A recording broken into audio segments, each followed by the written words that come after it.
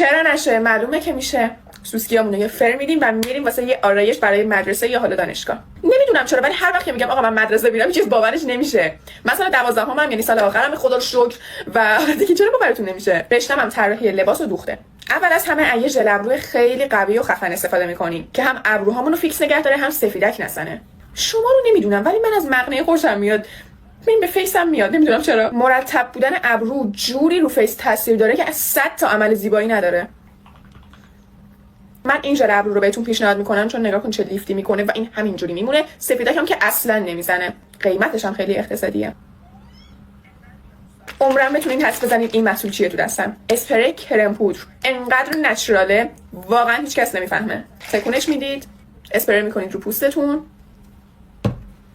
پخشش میکنید. با بیوتی بلندر نیافتین به جون این بدبخت، با دست پخش میشه.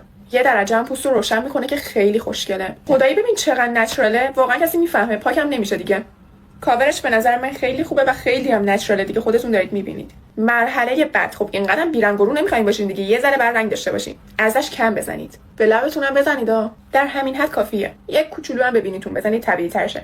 دوست داشتید میتونید یک کوچولو هم به پشت پلکتون بزنید. چقدر ناز شد. من که عاشق شدم. شما رو نمیدونم. هم دخترونه است هم خیلی نچراله. واسه موژه هاتونم یا ریمل بزنید یا ژل موژه.